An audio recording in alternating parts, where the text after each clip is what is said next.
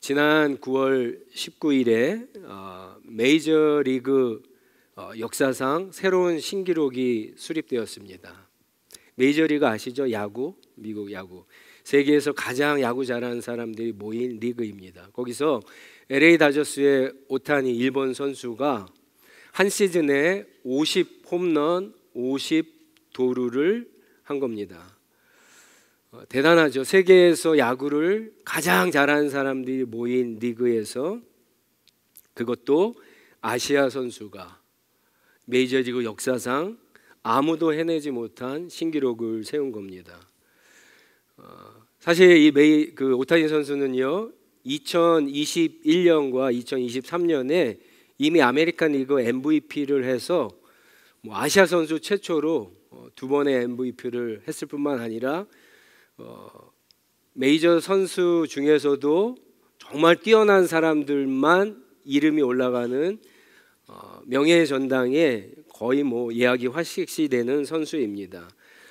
그리고 오늘 요번에도 이 신기록을 통해서 올해 내셔널리그 MVP를 거의 사실상 확정하는 분위기입니다. 재미있는 것은요, 이 오타니 선수가 마이애미 구장에서 50번째 홈런을 쳤을 때 그 홈런 볼을 누가 잡았겠죠. 근데 그 홈런 볼이 사라졌습니다. 그러다가 얼마 전에 어느 경매 매장에 옥션에 나왔는데 시작값이 50만 불이라 그래요. 그리고 만약에 경매 없이 이것을 가져갈 수 있는 돈을 내려면 450만 불을 내면은 가져갈 수 있다고 합니다. 엄청난 가격이죠. 볼 하나가 그렇게 비쌉니다. 근데 지난 8월에 더 놀라운 일이 있었습니다. 스포츠 경매에서 가장 가격이 비싼 경매가 이루어졌습니다. 이것도 야구용품입니다. 우리가 한 번씩 들어본 이름인데 메이저리그의 세계적인 홈런왕 베이브 루스의 유니폼 저지가 무려 옥션에서 2,412만 달러에 팔렸다고 합니다. 한국 돈으로 320억 원입니다. 1932년 월드시리즈 3차전에서 입었던 유니폼이 어마어마한 가격에 팔렸습니다. 이게 이렇게 비싸게 팔린 이유가 있습니다. 그 전까지는 마이클 조단이 입었던 옷이 가장 비쌌는데 이 베이브 루스 이 옷이 그렇게 비싸게 팔린 이유는 그 당시에 이 베이브 루스가 12번이나 시즌 홈런왕을 한 것도 엄청나지만 월드시리즈 이 3차전에서 이 베이브 루스가 5회에 센터를 가리키면서 예고 홈런을 때리겠다 하고는 볼을 쳤는데 진짜 홈런이 됐어요. 그래서 사실은 이 베이브 루스가 홈런으로도 유명하지만 예고를 하고 홈런을 친 사람으로도 유명합니다. 그냥 쳐서 넘어갔으면은 우연히 그럴 수도 있겠다. 원래 잘하니까 이렇게 할 수 있겠다 하지만 자기가 어떤 방향을 가리키고 쳐서 넘겼으니까 이거야말로 진짜 실력이죠. 잘 실감이 안 나시면 이렇게 생각하시면 됩니다. 얼마 전에 올림픽이 끝났는데 테슬라 회장이었던 사람이 우리 한국 선수 중에 김예지라고 하는 사격 선수가 있는데 그 사람의 사격하는 모습을 보고 마치 영화 속에 있는 킬러 같다고 얘기한 적이 있어요. 근데 그 사람이 올림픽 경기에 나가서 시합을 하기 전에 이렇게 얘기하는 것 같습니다. 예선부터 결승전까지 내가 10발을 다 마치겠다 이렇게 선언을 하고 진짜 10발을 다 마치면 여러분 이 사람이 진짜 실력이 있는 겁니까 없는 겁니까? 있는 거죠. 엄청나게 있는 겁니다. 제가 오늘 이 얘기를 왜 하냐면 오늘 본문과 연결이 되기 때문에 그렇습니다. 오늘 본문에 예수님께서 예루살렘에 들어가기 위해서 준비하시고 이제 입성하시는 장면이 나옵니다.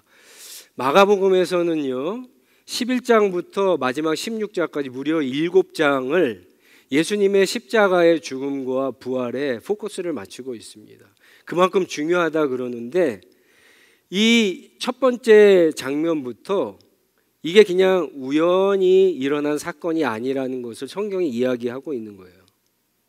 예수님은 이미 자기가 십자가에서 죽으시고 부활할 것을, 아니 그거보다도 예수님이 이 땅에 오시고 예루살렘에 올라가서 누구에게 고난을 당하고 십자가에서 왜 죽고 그리고 사흘 후에 부활하시겠다라고 하는 것을 마가복음에만 3번째 얘기하셨어요. 성경 전체로는 더 많이 있습니다. 미리 예고를 하시고 죽으신 거예요. 그러니까 예수님의 십자가의 죽음과 부활은 우연히 일어난 사건이 아닙니다. 그리고 더 중요한 것은 예수께서 그렇게 십자가에서 죽으시고 부활하시기 전에 자신이, 이제는 다른 사람들이 아니라 자신이 누구인가를 오늘 밝히고 죽으시고 이제 부활하신다는 사실입니다. 오늘 본문에 보시면 3가지 정도의 우리가 힌트를 찾을 수 있습니다. 먼저 9절 10절에 보시면 사람들의 외침과 행동을 통해서 십자가에서 죽으시기 위해 입성하시는 주님이 누구이신가를 알 수 있습니다. 9절 10절에 보니까 주님의 이름으로 오시는 분, 다윗의 나라여 외치면서 사람들이 무엇을 하죠? 자기의 겉옷을 벗어서 깝니다. 여러분들 아침마다 큐티 잘하신 분들은 이 장면이 뭔가 어디서 본 듯한 읽어본 그런 장면인 것을 아실 거예요. 우리가 지난주에 열왕기하를 보면서 예후가 9장에서 엘리사의 생도가 와서 예후가 왕이 될 거라고 하는 소식을 들었을 때 그가 부하들에게 하나님이 자기를 왕으로 세우셨다고 그렇게 얘기하자 부하들이 어떻게 합니까? 겉옷을 깔고 예후가 왕이다 그러면서 왕으로 추대하는 장면이 나옵니다. 겉옷을 깐다라고 하는 것은 예수님을 왕으로 인정한다라고 하는 거예요. 물론 거기에 있는 사람들이 예수님이 진짜 왕인지 아닌지 모르고 한 사람도 있을 거예요. 그냥 사람들이 하니까 군중심리로 그렇게 한 사람들도 있을 겁니다. 그러나 그 중에 어떤 사람들은 예수님이 정말 왕이 아닐까, 메시아가 아닐까라고 하는 생각으로 이렇게 행동을 하는 거죠. 이 모든 것들이 사실은 하나님께서 사람들의 입술과 행동을 통해서 주님이 누구이신가를 알려주시는 사건입니다. 예루살렘에 예수님이 그냥 들어가신 것이 아니라 왕으로 들어가시는 거예요. 메시아로 지금 입성하는 것입니다. 두 번째는요, 예수님은 이 본문 말씀에 보면 스스로 자기가 주님이라고 왕이라고 그렇게 이야기하십니다. 3절에 보시면 두 제자를 예수님이 보내시면서 누가 묻거든 나사렛 예수가 가지고 오라 그랬습니다. 이렇게 대답하라고 했나요? 우리 선생님이 쓰려고 가지고 오라고 했습니다. 이렇게 대답하라고 예수님이 언지를 주셨습니까? 아니죠. 3절에 보시면 뭐라 그러냐면 제자들에게 주님께서 쓰시려고 합니다. 그렇게 이야기하라고 이야기합니다. 이 주님이라고 번역한 이 헬라어 단어 큐리오스는요, 무슨 뜻이 있냐면은 주님, 그리고 통치자, 지배자, 그리고 왕이란 뜻이 있습니다. 여러분 성경에서 지배자, 통치자, 주인, 왕, 진정한 왕은 누구시죠? 하나님이세요. 하나님. 그래서 이 히브리어로 하나님이라고 하는 단어를 헬라어로 바꿀 때는 신약 성경에 다 큐리오스로 씁니다. 그러니까 예수님이 자기를 스스로 하나님이 왕이 이 세상의 진정한 통치자가 쓰시겠다 그렇게 대답하라고 제자들에게 알려주시는 거예요. 제자들의 입을 막으시던 예수님이 이제는 예루살렘에 들어가시면서 지금 어떤 신분으로 들어가시는가를 보여주시는 거죠. 마지막은 아무도 타보지 않은 새끼 나귀를 타고 들어가십니다.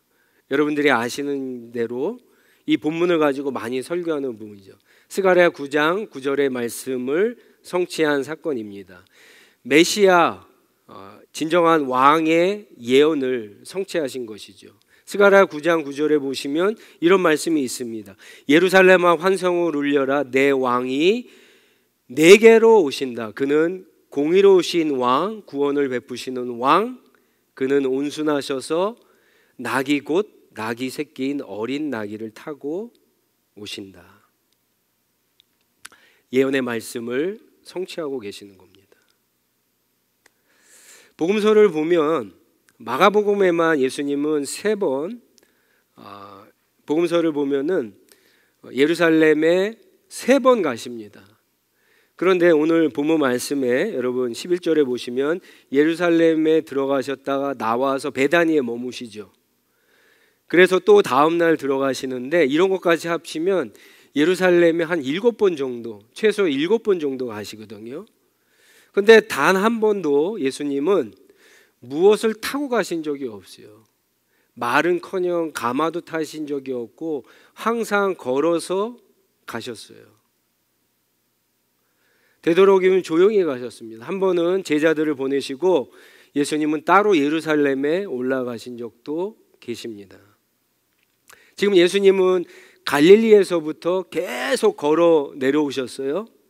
그리고 베다니에 이르러서 불과 이제 몇 킬로 안 남았을 때에 그냥 걸어가시면 되는데 다리가 아픈 것도 아닌데 굳이 제자들을 보내서 나귀 새끼를 준비하라고 하시고 그것을 타고 가십니다. 그 예루살렘 700, 800m가 되는 산 위에 있는 그 도시에 가파른 언덕길에 어린 나귀를 타고 올라가십니다. 어제 우리 청년들 청소년들과 함께 사과 애플 피킹을 갔거든요. 그 농장에 갔더니 포니가 있더라고요. 그 포니를 보면서 오늘 본문 말씀이 생각났어요. 아주 조그마한 포니, 아이들이 타면은 딱 맞을 것 같은데 어른이 타기에는 좀 이상합니다. 어른이 타면 아마 우스꽝스러울 거예요. 네, 설교를 준비하다가 그 자료를 찾아보니까 그 이탈리아 토리노에 가면 어떤 성당 안에 예수님이 부활하셨을 때 입었던 것으로 추정된 세마포죠. 옷이 보관되어 있다고 합니다. 그 옷을 바탕으로 해서 아마 여러분들도 한두 번 보셨을 거예요. 예수님의 모습이 이럴 것이다 이렇게 사진 같은 걸 보신 적이 있는데 그 옷이 진짜라면 맞겠죠. 근데 진짜인지 가짜인지 모릅니다. 저는 가짜라고 생각을 합니다. 그런데 그 사진 그 옷이 진짜라고 한다면 그럼 예수님의 키가 한 181cm 정도 된다고요. 몸무게는 80. 181에 80인분 계시나요? 우리 교회? 혈액형은 AB형. 제가 AB형입니다. 181에 80kg 된 사람이 그 포니보다도 작은 새끼 나귀를 타고 올라간다. 우스꽝스럽죠. 그런데 굳이 타고 가세요. 그리고 또 성경은요, 희한하게도 이 본문 말씀이 사복음서에 다 나오는데 여러분 마가복음을 보시면 너무 디테일하게 얘기하고 있어요. 지금 이 사건을 너무 디테일하게 보세요. 누가 뭐라고 하면 예수님이 뭐라고 대답하라고 얘기를 하세요. 이런 적이 없어요. 그리고 4절을 보시면 더 디테일합니다. 그들이 그냥 가서 가져왔다 그러면 되는데 새끼 나귀가 바깥 길 쪽에 나 있는 문에 매여 있는 것을 보고 그것을 풀어서 가져왔다 이렇게 얘기를 해요. 굉장히 자세하게 이야기합니다. 자세하게 이야기하는 이유는 이게 사실이고 이것이 이미 다 예고된 일이라고 하는 것을 성경이 읽는 사람들에게 설명하기 위해서 이렇게 자세하게 쓰는 겁니다. 예수님이 왕이시면 왕답게 권위 있게 아주 사람들의 주목을 받기 위해서 흰 말에 멋진 안장을 딱 놓고 거기에 딱 타고 제자들이 앞에 쫙 가고 뒤에 사람들이 쫙 몰고 가면서 이렇게 멋있게 입장을 예루살렘에 들어가셔야 되는데 그렇게 하지 않으시거든요. 왕이신데 새끼 나귀를 타고 들어갑니다. 이제까지 예루살렘에 입성했던 수많은 왕들과는 다릅니다. 수많은 정복자들과는 다르게 입성하십니다. 느부갓네살도 들어갔어요. 이집트의 많은 군사들도 정복자들도 들어갔어요. 알렉산더의 부하들도 역사적으로 보면 다 예루살렘에 들어갔어요. 그리고 로마의 병사들도 들어가고 마지막에는 로마의 티투스, 나중에 황제가 되죠. 이 장군이 들어와서 예루살렘을 멸망시킵니다. 그러나 그들 가운데 어느 누구도 나귀를 타고 들어간 사람은 없어요. 그들은 다 사람들에게는 이 사람들을 해방시키려고 들어간다고 하지만 창과 칼과 마병을 몰고 힘으로 정복하기에 들어간 자들입니다. 예수님만 왕이신데 새끼 나귀를 타고 들어가십니다. 구원을 베푸시려고, 죄인들을 힘으로 제압하시려고 하는 것이 아니라 당신이 십자가에서 죄인들을 위해 죽으심으로 구원을 베푸시고 하나님과 화해시키려고 평화의 왕으로, 화해의 왕으로 지금 입성하고 계시는 겁니다. 어떤 사람들은요, 예수는 원래 기독교를 만들 생각이 없었는데 예수가 죽고 난 다음에 어떤 상황과 환경이 제자들로 하여금 기독교를 만들어냈다 이렇게 생각을 합니다. 그리고 또 특히 여러분 신약 성경을 읽어보면 바울이 쓴 책이 많잖아요. 그래서 어떤 사람들은 바울이 예수님의 죽음 이후에 기독교를 만들어냈다 이렇게 주장하기도 합니다. 유대인들에게는 예수님이 신성 모독죄로 죽었고 나중에 설명하겠지만 로마 사람들에게는 예수님이 유대인의 왕, 혁명을 일으키려다가 잡힌 그런 혁명가로 죽였다라고 그렇게 이야기를 하죠. 그러나 바울은 예수님의 죽음 그 사건과 부활했다라고 하는 소문을 가지고 예수님이 메시아이고 하나님의 아들이고 그리스도라고 하는 것을 그렇게 주장하면서 기독교를 만들어냈다 그러는데 성경을 몰라도 너무 모르는 사람들의 주장이죠. 성경은요 모든 것들이 다 예언되어 있습니다. 이게 그냥 내일 일어날 일을 예언한 것이 아니라 예수 그리스도는 벌써 몇천 년부터 예언된 이야기예요. 그리고 예수님만 보더라도 예수님이 이 땅에 오시고 십자가에 달려 죽으시고 누구한테 죽으시고 이런 얘기를 갖다가 계속해서 하시고 결국엔 십자가에서 죽으시고 부활하신 거예요. 진짜예요. 진짜 이루어진 일이고 진짜 사실이라고 한 사실입니다.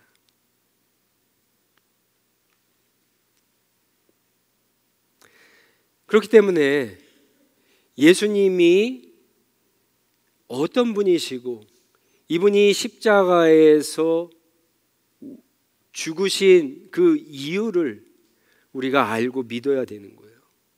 그렇지 않으면 오늘 예수님을 호산나 호산나 그리면서 환영하고 찬양했던 사람들이 자기의 욕심과 욕망과 반대되는 메시아라고 하는 사실을 알았을 때 불과 일주일도 안 돼서 예수를 십자가에 못 박으라고 한 사람들로 돌변된 것처럼 우리도 그럴 수 있다라고 하는 거예요. 예수님이 이 땅에 오신 이유를 분명히 알고 그분이 왜 십자가에 죽으셨는가 분명히 알고 주님을 환영하고 감사하고 예수님을 통해서 우리가 하나님 앞에 우리의 잘못을 회개할 때 하나님과 우리와 화해시키려 오신 예수님의 진정한 복음이 우리 가운데 여러분 진짜 해석이 되고 믿어지고 예수님을 따라가는 그런 삶을 살아갈 수 있게 되는 겁니다. 마가복음 12장에 보면은 어느 포도원 주인의 비유가 나옵니다. 포도원을 가지고 있는 주인이 포도원을 잘 세팅해 놨어요. 그리고는 어떤 일 때문에 먼 곳에 가게 돼서 농부들에게 그 포도원을 맡깁니다. 농부들이 열심히 일하죠. 근데 시간이 흘러서 이 포도원에서 난 소출을 주인이니까 얼마든지 가질 수 있는 권리가 있잖아요. 그걸 좀 가지려고 자기의 종을 보냅니다. 그런데 어떻게 합니까? 이 농부들이 처음에는 그 주인이 보낸 종을 갖다가 막 욕하고 막 왕따를 시키죠. 그러다 나중에는 죽입니다. 종이 죽으니까 이 주인이 다른 종을 보내요. 그러니까 그 종도 죽여, 또 보냅니까? 또 죽입니다. 그러면 보통 사람 같으면 아니 나를 무시한다라고 해서 이 군사를 보내갖고 이 농부들을 다 죽여야 되는데 이 포도원 주인은 그렇게 하지 않습니다. 나중에는 그렇게 하지만 그 전에 아들을 보냅니다. 아들을 보내며 혹시 이 농부들이 아들을 알아보고 존경심을 갖기 위해서 아들을 보내죠. 이 포도원 비유에 나오는 주인은 누굽니까? 하나님 아버지죠. 이 아들은 누구예요? 예수 그리스도. 농부들은 누굽니까? 죄인들이에요, 죄인들. 하나님이 아들을 보내셨다라고 하는 것은 이 아들을 통해서 우리에게 화해의 제스처를 취하시는 거예요. 저와 여러분들은 그런 자격이 없어요. 우리 가운데 어느 누구도 하나님으로부터 그런 대접과 자격과 기회를 마땅히 받아야 된다라고 생각할 수 있는 사람은 아무도 없어요. 그러나 하나님은 아들을 보내심으로 십자가에 죽는 것을 아시면서, 아니 내어주시면서 우리에게 화해의 복음을 우리에게 주시는 거예요. 그 비유에 보면은 결국 농부들은 돌이키지 않고 그 비유는 사실은 어떤 질문형 같은 걸로 끝납니다. 그러면서 질문형에 대한 답이 이런 거죠. 주인이 와서 그 농부들을 다 진멸하고 다른 사람에게 이 포도원을 주지 않겠느냐라고 그렇게 끝나게 됩니다. 당연하겠죠.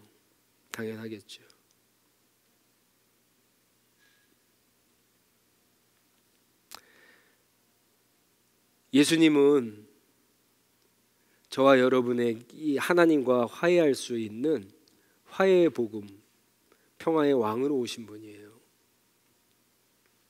이거는 처음이자 마지막 기회입니다.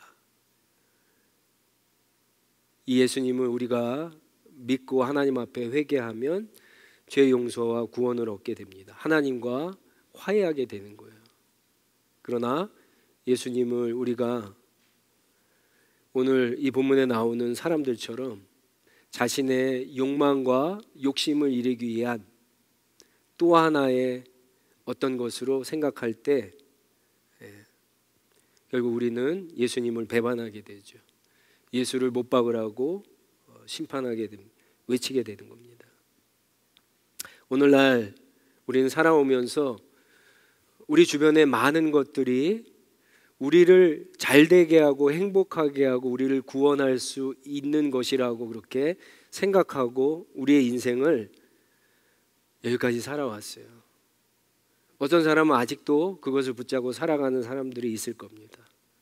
그러나 예수님 외에는 아무도 우리를 인생 가운데 우리의 죄 문제와 구원의 문제를 해결해 줄 수 있는 분은 아무도 없습니다. 그런 것들을 따라갔을 때 우리의 인생은 낭비하고 망할 뿐입니다. 그것을 깨달았을 때는 너무 늦습니다. 기회는 우리에게 많이 찾아오지 않습니다. 화해의 복음으로 오신 예수님, 그분을 환영하고 인정하고 믿으시고 영접하실 수 있기를 바랍니다. 오직 예수님을 통해서만 하나님 앞에 나아갈 수 있고 하나님과 화해할 수 있고, 그래서 하나님의 죄 용서와 구원을 받을 수 있습니다. 그 은혜를 모두 누리시는 저와 여러분들 되시기 바랍니다. 이제 11장부터 계속해서 이제 그 얘기를 할 때 조금 성경 말씀을 많이 좀 읽어보시고 기도하면서 읽어보시고 오시면서 하나님이 이 말씀을 통해서 주시는 그런 구원의 은혜들을 우리 모두가 다 누리는 그런 저와 여러분들이 되시기를 축원합니다. 같이 기도하겠습니다. 자리에서 일어나셔서 우리 함께 기도할 때요, 예수님은 우연히 죽으신 것이 아니에요. 우연히 부활할 수는 더더욱 없습니다. 예수님의 첫 번째 오심은 화해하기 위해 오셨어요. 여러분들 그런 거 잘 아시죠? 내가 잘못했어요. 근데 상대방이 먼저 괜찮아 그리고 화해의 손을 내미는데 자존심 때문에 그 손을 잡지 않으면 어떻게 되죠? 더 화해하기가 어려운 거예요. 더 화해하기가 어려운 거예요. 우리 가운데 아무도 하나님의 화해의 제스처인 예수 그리스도를 만날 수 있는 그런 기회가 많지 않습니다. 자격이 있는 사람 아무도 없어요. 그러나 오늘 주님께서 다시 한번 그 기회를 주십니다. 그래서 예수님을 통해서 하나님, 제가 하나님 앞에, 하나님과 많은 사람들 앞에 죄인입니다. 예수님을 통해서 그것을 깨닫게 하시고 예수님이 나를 위해서 십자가에 죽게 하시니 감사합니다. 주님을 믿을 때 죄가 용서되고 구원을 주신다고 했는데 주님, 제가 믿습니다. 이렇게 고백하면서 이 은혜를 누릴 수 있는, 하나님과 화해하고 우리 가운데 진정한 평강과 기쁨이 찾아오는, 그리고 우리 인생에 예수님을 주인 삼아서 함께 걸어가는 그런 귀한 삶이 시작되게 해달라고 한번 같이 기도했으면 좋겠고, 우리 주변에 그런 분들을 위해서 기도하시는 분은 특별히 이름을 불러가면서 함께 같이 기도하도록 하겠습니다. 기도하겠습니다.